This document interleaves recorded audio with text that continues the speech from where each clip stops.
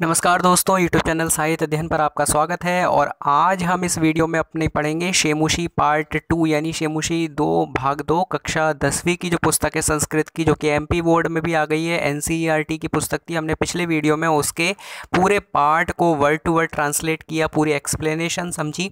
अब इस वीडियो में जो है हम उसके पूरे अभ्यास यानी पूरी एक्सरसाइज को करेंगे।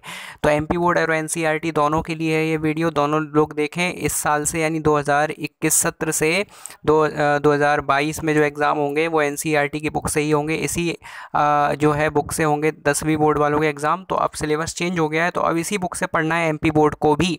सीबीएसई में चलती थी एनसीईआरटी की ये पुस्तक, अन्य राज्यों के बोर्ड में भी चलती होंगी और अब एमपी बोर्ड में भी चलेगी। तो अब एनसीईआरटी वाले भी देखें और एमपी बोर्ड वाले भी देखें। तो चलिए शुरुआत करते हैं इस वीडियो की। पिछले पार्ट में हमने पूरी एक्सप्लेनेशन समझी, पूरे पार्ट की वर्ड टू वर्ड। अब हम एक्सरसाइज करेंगे। एक्सरसाइज करने से पहले मैं आपको एक बार पार्ट का पूरा के पूरा परिचय दे देता हूँ, पूरा एक सारांश बता देता हूँ, पूरी कहानी सुना देता हूँ कि पाठ में है क्या। चलिए शुरुआत करते हैं। तो बुद्धिर्बलवती सदा पाठ का परिचय इस प्रकार है कि प्रस्तुत पाठ जो है शुक संपत्ति नामक प्रसिद्ध कथा ग्रंथ से लिया गया है। इसमें अपने दो छोटे छोटे पुत्रों के साथ जंगल के रास्ते से पिता के घर जा रही बुद्धिमती नाम की नारी के बुद्धि कौशल को दिखाया गया है कि उसमें कितनी बुद्धि थी, जो सामने आए हुए शेर को भी डराकर भगा देती है। इस कथा ग्रंथ में नीति निपुण शुक यानी तोता और सारिका यानी कि मैना की कहानियों के द्वारा अप्रत्यक्ष रूप से सद्वृत्ति का विकास कराया गया है, यानी अच्छी आदतों का, अच्छी बुद्धि का विकास कराया गया है। देखिए पाठ का सार इस प्रकार है। प्रस्तुत पाठ शुक सप्तति नामक प्रसिद्ध कथा ग्रंथ से लिया गया है। शुक सप्तति के लेखक और काल के विषय में आज भी भ्रांति बनी हुई है कि ये कब लिखा गया और किसने इसको लिखा, ये अभी तक निश्चय नहीं है। शुक सप्तति नाम का जो ग्रंथ है अत्यंत सरल और मनोरंजक कथा का संग्रह है। सप्तति जैसे कि 70 और शुक यानी तोते के द्वारा सुनाई हुई, तो तोते के द्वारा सुनाई हुई 70 कथाएं इसमें हैं जो उसने सारिका यानी मैना को सुनाई हैं। तो प्रस्तुत कहानी में अपने दो पुत्रों के साथ जंगल के रास्ते से पिता के घर जा रही बुद्धिमती नामक नारी के बुद्धि कौशल को दिखाया गया है, जो अपनी चतुराई से, चातुर्य से सामने आए बाघ को भी डराकर भगा देती है। तो कहानी कुछ इस प्रकार है कि बुद्धिमती बाघ को समक्ष देखकर अपने पुत्रों को डांटने का नाटक करती हुई कहती है कि झगड़ा मत करो, आज एक ही बाघ को बांट कर खा लो, कल फिर दूसरा देखते हैं। वो अपना दिमाग चलाती है, सामने शेर आ जाता है तो क्या करे उससे बचने के लिए, तो शेर को सुनाते हुए कहती है, नाटक करते हुए, कि झगड़ा मत करो, आज इसी बाघ से काम चला लो, इसी को खा लो, कल दूसरा ढूंढ लेंगे। ये सुनकर यह व्याघ्र मारी है ऐसा मानकर बाघ डरकर भाग जाता है। वो सोचता है कि तो बाघ को मारने वाली औरत है, या तभी तो मुझे मारने, काटने, खाने की बात कर रही है। ये सुनकर बाघ डरकर भाग जाता है। भयभीत बाघ को देखकर श्रगाल बाघ का उपहास उड़ाता हुआ कहता है, श्रगाल यानी सियार होता है, वो बाघ का यानी टाइगर का उपहास उड़ाते हुए, मजाक उड़ाते हुए कहता है कि मुझे अपने गले में बांधकर चलो जहां वह ढूंढता है। श्रगाल के साथ पुनः आते बाघ को देखकर बुद्धिमती जो स्त्री होती है अपनी प्रत्युत्पन्न मति से यानी फिर से वो दिमाग चलाती है और श्रगाल को ही आक्षेप लगाने लगती है। वो देखती है ना कि ये इस बार तो श्रगाल को साथ में लेके आया है टाइगर, तो इस बार इसका बल जो है डबल बढ़ गया है और इसको प्रोत्साहन मिल गया है, तो अब कैसे भी करके फिर से दिमाग चलाया जाए। और वो श्रगाल की तरफ ही इशारा करके कहने लगती है कि हे श्रगाल, तुमने तो मुझे 3 बाघ देने के लिए कहा था, 3 टाइगर देने के लिए कहा था, आज एक ही टाइगर क्यों लाए हो। ये सुनते ही जो टाइगर होता है वो और भी ज़्यादा डर जाता है। वो सोचता है, अरे देखो ये सियार कितना चालाक निकला, मुझे ये लेके आ गया इसके पास, मतलब इसने लाने के लिए बोला था इससे, और ये 3 टाइगर लाने के लिए बोला था, तो ये एक तो मुझे ही को पकड़ के ले आया। तो ये सुनते ही जो श्रगाल होता है उसके सहित जो बाघ होता है यानी टाइगर होता है वो भाग जाता है। इस प्रकार अपने बुद्धि के बल से वह अपनी और अपने पुत्रों की प्राण रक्षा कर लेती है। तो ये पूरा के पूरा पार्ट जो है डिटेल में जो कथा है वो आप पिछले वीडियो में देख ही चुके होंगे, और नहीं देखी है तो पूरी वर्ड टू वर्ड ट्रांसलेशन आप देख सकते हैं। चलिए हम इसके अभ्यास की शुरुआत करते हैं। सबसे पहले एक पदेन उत्तरम लिखत में एक शब्द में उत्तर देना है। पहला प्रश्न है, बुद्धिमती कुत्र व्याघ्रम ददर्श, बुद्धिमती कहाँ पर वाघ को देखती है, तो उत्तर है गहन कानने यानी घने जंगल में। दूसरा प्रश्न है, भामिनी कया विमुक्ता, यानी जो औरत होती है कैसे विमुक्त होती है, कैसे आज़ाद हो पाती है, कैसे बच पाती है, तो उत्तर है निज बुद्धिया, अपनी बुद्धि से। ठीक है। तीसरा प्रश्न है, सर्वदा सर्व कार्येषु का बलवती, सर्वदा यानी हमेशा, सर्व कार्येषु यानी हर कार्य में, हर कार्यों में, सभी कामों में, का बलवती कौन बलवती होती है, कौन ज़्यादा बलवान होती है, तो उत्तर है बुद्धि, यानी हर समय, हर काल में, हर काम में बुद्धि ही सबसे बलवान होती है। चौथा प्रश्न है, व्याघ्र कस्मात विभेति, व्याघ्र यानी बाघ, टाइगर, कस्मात यानी किससे, विभेति यानी डरता है, तो बाघ किससे डरने लगता है, तो उत्तर है मानुषात, मनुष्यों से। अगला प्रश्न है प्रत्युत्पन्नमति बुद्धिमति किम आक्षेपन्ति उवाच। जो प्रत्युत्पन्नमति बुद्धिमति होती है वो क्या आक्षेप लगाते हुए बोलती है, किम आक्षेपन्ति उवाच। तो उत्तर है, तो इसका उत्तर होगा जम्बुकम, यानी जम्बुक यानी सियार पर आक्षेप लगाते हुए कहने लगती है। तो इस प्रकार से ये पांचों एक पदिन उत्तर कंप्लीट हो जाते हैं। आगे बढ़ते हैं। इसके बाद है अधोलिखितानाम प्रश्नानाम उत्तराणि संस्कृत भाषा लिखत। अब ये जो है फुल सेंटेंस में, फुल वाक्य में, पूरे सेंटेंस में आंसर देना है इनका। तो देखिए पहला प्रश्न है बुद्धिमति केन उपेता पितुर्गृहम प्रति चलिता। देखिए उत्तर है बुद्धिमति पुत्र द्वयोपेता पितुर्गृहम प्रति चलिता, यानी बुद्धिमति किसको साथ लेकर पिता के घर की ओर चलती है। तो बुद्धिमति अपने दोनों बच्चों को लेकर पितुर्गृहम पिता के घर की तरफ चलती है। ठीक है। अगला प्रश्न है व्याघ्रा किम विचार्य पलायिता। व्याघ यानी बाघ क्या विचार कर, क्या सोचकर पलायिता भाग जाता है। तो उत्तर है काचित इयम व्याघ्रमारी, ये कोई व्याघ्रमारी है, बाघों को मारने वाली है। इति मत्वा यह मानकर, इति यानी यह, मतवा यानी मानकर, यानी विचार करके, और ब्रैकेट में विचार्य भी लिखा है, दोनों में से कुछ भी लिख सकते हैं। इति मतवा यानी विचार्य पलायिता भाग जाता है। तो व्याघ क्या सोचता है, ये कोई व्याघ्र मारी है, ये सोचकर वो पलायिता यानी भाग जाता है। अगला प्रश्न है लोके महतो भयात कह उच्यते। लोक में यानी संसार में, महतो यानी महान, भयात यानी भय से, डर से, कह मुच्यते कौन आज़ादी दिलाता है, कौन मुक्त करता है। संसार में महान भय से कौन मुक्ति दिलाता है। तो उत्तर है लोके, संसार में, महतो भयात महान भय से, बुद्धिमान मुच्यते बुद्धिमान छूट जाता है। बुद्धिमान मुक्ति दिलाता है या फिर बुद्धिमान छूट जाता है, दोनों अर्थ हो सकते हैं कि बुद्धिमान जो है वो संसार में महान भय से भी छूट जाते हैं। इस प्रकार से उत्तर है। और घा वाला जो है जम्बुका किम वदन व्याघ्रस उपहासम करोति। जम्बुका यानी कि जो सियार है, किम वदन क्या बोलते हुए, व्याघ्रस से यानी बाघ का, उपहासम यानी मजाक, करोति यानी करता है। जम्बुका सियार जो है वो क्या बोलते हुए मजाक उड़ाता है बाघ का। तो उत्तर है यत मानुषादपि विवेशी इति वदन जम्बुका व्याघ्र से उपहासम करोति। वो क्या कहता है कि ये मनुष्य से भी डरते हो। इस प्रकार से जम्बुक यानी सियार जो है बाघ का उपहास करता है। अगला प्रश्न देखिए। तो अगला प्रश्न लिखा है बुद्धिमती श्रृगालम किम उक्तवती। बुद्धिमती श्रृगाल से क्या कहती है। तो उत्तर है बुद्धिमती श्रृगालम उक्तवती। बुद्धिमती श्रृगाल से कहती है रे धूर्त, हे दुष्ट, त्वया मह्यम, तेरे द्वारा मुझको, पुरा व्याघ्रत्रयम दत्तम, पहले 3 बाघ दिए गए थे, विश्वास्य अपि अद्य, विश्वास से आज भी, अपि यानी भी, अद्य यानी आज, एकम आनीय, आज एक ही लेके आया है, कथम कैसे, यासी इति अधुना वद, ये कैसे हुआ, बोल। इस प्रकार से वो कहती है। तो चलिए आगे बढ़ते हैं। प्रश्न क्रमांक 3 है स्थूल पदमाधृत्य प्रश्न निर्माणम कुरुते, यानी जो डार्क लेटर हैं, डार्क शब्द हैं, उनको हमें हटाकर प्रश्न का निर्माण करना है। जैसे कि हम क्वेश्चन आंसर जो होता है उससे क्वेश्चन बनाना होता है ना, तो एक शब्द हम हटा देते हैं। तो ऐसे यहाँ पे जो डार्क वर्ड है उसको हमें हटाकर प्रश्न बनाना है, उसकी जगह ऐसा वर्ड पुट करना है जिससे प्रश्न बन जाए। तो चलिए शुरुआत करते हैं। पहला प्रश्न है, तो वाक्य है जिसका प्रश्न बनाना है, तत्र राजसिंहो नाम राजपुत्र वसति स्म। तत्र यानी वहाँ, राजसिंहो नाम यानी नामक, राजपुत्र राजा का बेटा, वसति स्म रहता था। तो वहाँ पर राजसिंह नाम का राजा का बेटा रहता था। यहाँ पे शब्द हटाना है हमें, वहाँ पर किस नाम का राजपुत्र रहता था, उसका नाम क्या था। तो यहाँ पर नाम हटा देंगे और उत्तर प्रश्न बनाएंगे कैसे। तो तत्र किम नाम राजपुत्र वसति स्म, वहाँ पर किस नाम का जो है राजपुत्र रहता था। चलिए अगला देखते हैं। अगला क्या है कि बुद्धिमती चपेटया पुत्रो प्रहृतवती। बुद्धिमती जो होती है चपेटया यानी चांटे से, पुत्रों यानी अपने दोनों पुत्रों को, प्रहृतवती यानी मारती है। तो इसका क्या हो जाएगा देखिए। तो इसका हो जाएगा बुद्धिमती कया पुत्रो प्रहृतवती। बुद्धिमती किसके द्वारा पुत्रों को मारती है। कया यानी किसके द्वारा, किससे, तृतीय विभक्ति है। इसके बाद चौथा है देखिए व्याघ्रम दृष्ट्वा, बाघ को देखकर, धूर्ता श्रृगाल अवदत, धूर्त श्रृगाल बोलता है, धूर्त सियार बोलता है। तो किसको देखकर बोलता है, तो व्याघ्र हटा के लिख देंगे कम दृष्ट्वा, किसको देखकर, धूर्ता श्रृगाल अवदत, धूर्त श्रृगाल बोलता है। देखिए अगला है, लिखा है त्वम मानुषात विवेशी, तुम मनुष्य से डरते हो। तो इसका मानुषात हटके हो जाएगा त्वम कस्मात विवेशी, तुम किससे डरते हो। पांचवा है पुरा त्वया मह्यम व्याघ्र त्रयम दत्तम। पुरा यानी पहले, त्वया यानी तुम्हारे द्वारा, मह्यम यानी मुझको, व्याघ्र त्रयम यानी 3 बाघ, दत्तम यानी दिए गए थे। तो इसका हो जाएगा पुरा त्वया कस्मय, पहले तुम्हारे द्वारा किसके लिए, मह्यम यानी मेरे लिए, मुझे, तो कस्मै यानी किसको, व्याघ्रत्रयम दत्तम, 3 बाघ दिए गए, तो इसको हमें वो शब्द हटाना है जो डार्क ब्लैक है, वही शब्द हटाने हैं और प्रश्न बनाना है, ध्यान रखिएगा। तो ये हम कॉमन सेंस का यूज़ करके अपने हटा सकते हैं, लेकिन मैंने आपको लिख के दे दिए हैं फिर भी, क्योंकि ये संस्कृत भाषा है। तो इस प्रकार से ये प्रश्न कंप्लीट हो जाता है। चलिए अगले प्रश्न की ओर बढ़ते हैं।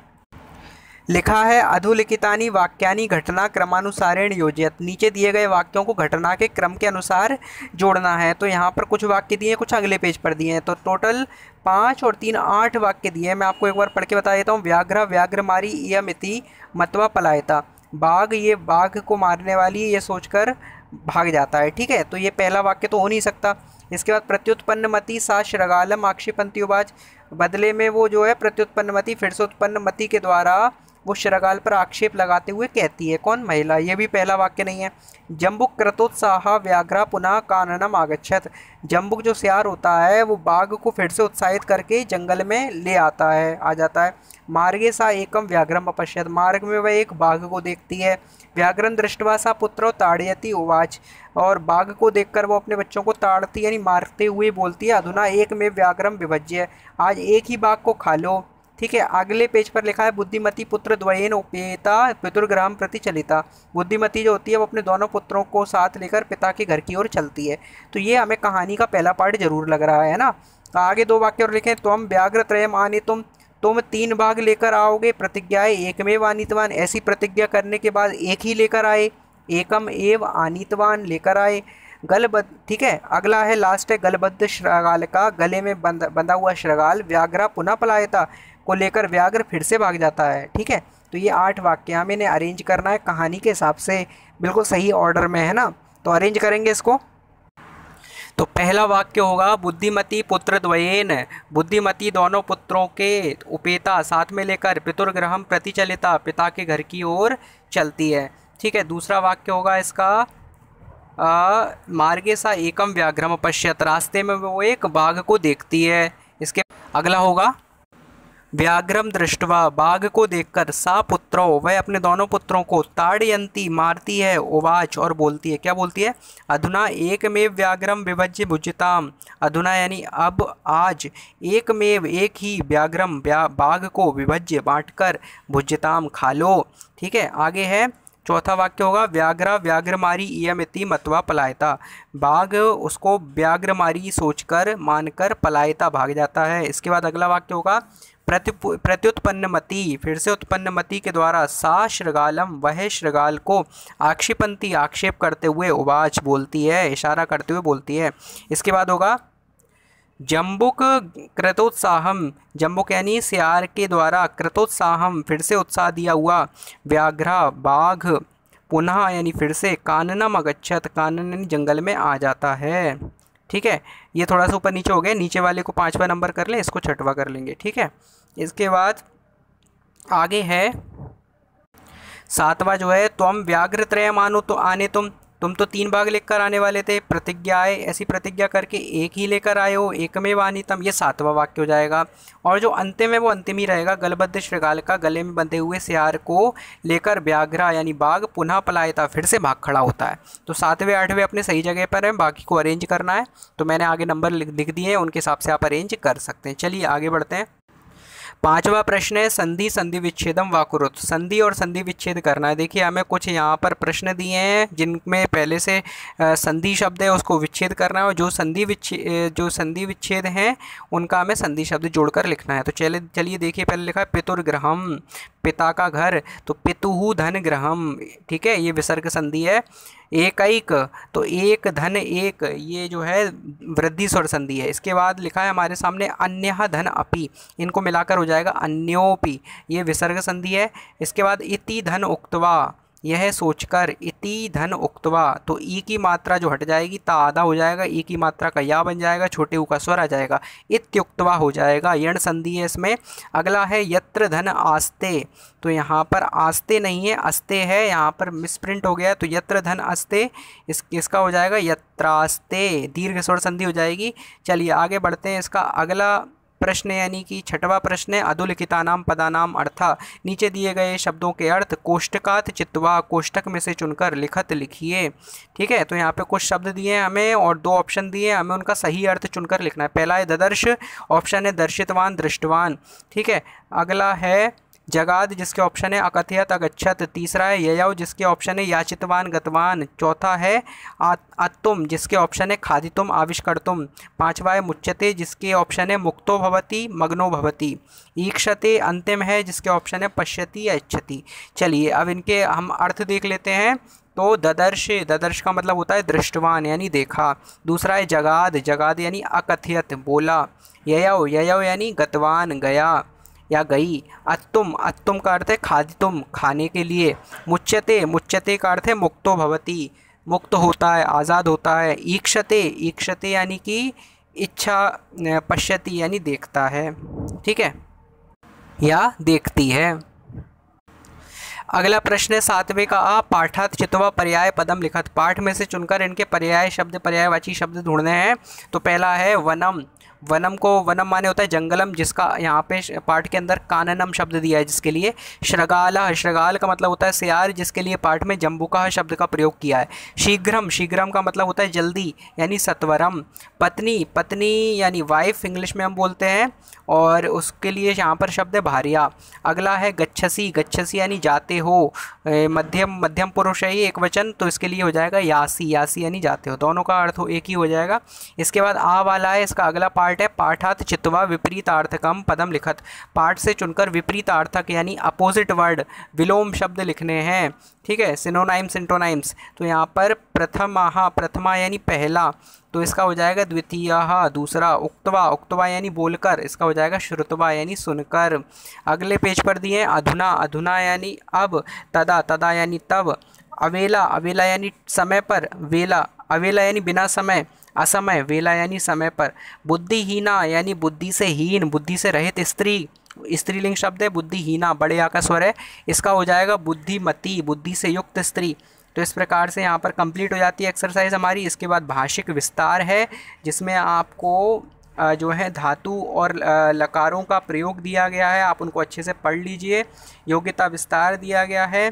ठीक है, इसके बाद भाषिक विस्तार है, फिर समास है। इस तरीके से पूरे ग्रंथ का जो है परिचय दिया गया है शुक सप्तती का। ठीक है, यहाँ पर बताया गया कि इसका रचना काल जो है 1000 से 14 ईस्वी के 1400 ईस्वी के मध्य माना गया है। इसके रचनाकार का नाम हेमचंद्र दिया गया है। ठीक है, 1088 से 1172 जिनका काल था। ठीक है, इस तरीके से ये दिया गया है। आगे कुछ लकार हमें दिए गए, लकार के माध्यम से हम जो है कुछ धातुओं को धातु रूपों को समझ सकते हैं। यहाँ पर हमें 5 लकारों का प्रयोग दिया गया है यानी कि लट लकार यानी वर्तमान काल, लिरट लकार यानी कि भविष्य काल, लंग लकार यानी भूतकाल, लोट लकार यानी आज्ञार्थक, विधिलिंग लकार यानी चाहिए के अर्थ में शुड। ठीक है, तो इस प्रकार से यहाँ पर 5 लकार दिए हैं हमें। इनके लिए धातु दिए हन धातु, हन यानी मारना। तो इसका हम कैसे प्रयोग करेंगे ये हमें दिया है। तीता अंती सीथा था आमी आवा आवाई हम प्रयोग करते हैं तो उसका कैसे प्रयोग हन धातु के साथ होगा ये हमें पूरा करके दिखाया गया है। तो आप ये पूरा रीड कर सकते हैं। इस प्रकार ये पार्ट यहाँ पर कंप्लीट हो जाता है। ग्रामर का भी वर्क इसमें है, आप रीड कर लें, जो कि अभ्यास में नहीं है, केवल हमें करने के लिए दी गई, पढ़ने के लिए दी गई, या आप पढ़ के समझ सकते हैं और इससे आपकी ग्रामर अच्छी हो जाएगी। इन सभी पाठों में जो लास्ट में ग्रामर दी है उनका हम एक अलग से वीडियो बना के उसको भी एक्सप्लेन करेंगे लास्ट में, जब सारे चैप्टर्स कंप्लीट हो जाएंगे उनको भी आप देखिएगा। इस वीडियो को देखने के लिए बहुत बहुत धन्यवाद। इसका पहला पार्ट भी ज़रूर देखिए जिसमें इस पूरे पार्ट का एक्सप्लेनेशन है। साथ ही पहले पार्ट के 2 वीडियो भी देखिए। ये दूसरे पार्ट के 2 वीडियो कंप्लीट होते हैं, पहले पार्ट के भी 2 वीडियो हैं जिसमें पहले पार्ट में तो एक्सप्लेनेशन है और दूसरे पार्ट में उसकी एक्सरसाइज है। तो हर पार्ट के 2-2 पार्ट बनेंगे, हर एक चैप्टर के 2-2 हिस्से बनेंगे, 2-2 भाग बनेंगे और इस तरीके से पूरा पार्ट हम कंप्लीट करवाते जाएंगे। तो आप इन वीडियोस को ज़रूर देखें, चैनल को सब्सक्राइब करके रखें। थैंक यू सो मच, बहुत बहुत धन्यवाद। और हमारे सोशल मीडिया अकाउंट्स को भी फॉलो करें जिसमें से हम इंस्टाग्राम, फेसबुक, ट्विटर आदि पर भी हैं, तो वहाँ पर भी हमें फॉलो करें जहाँ पर आपको अच्छे अच्छे कोटेशंस आपको मिलेंगे और जानकारी मिलती रहेगी। आपको वो हमारे सोशल अकाउंट्स ज़रूर पसंद आएंगे तो उनसे भी जुड़े रहें। चैनल को सब्सक्राइब ज़रूर करें क्योंकि 70% से अधिक लोगों ने चैनल को सब्सक्राइब नहीं किया है। मतलब ऐसे व्यूअर्स हैं जो 70% से अधिक व्यूअर्स जो चैनल को देखते तो हैं, वीडियो तो देखते हैं, लेकिन सब्सक्राइब नहीं करते। मतलब केवल 10-20% लोगों ने सब्सक्राइब किया है। अगर मैं आपसे कहूँ कि आप चैनल को ज़रूर सब्सक्राइब करें तो बहुत अच्छा होगा। Thank you so much.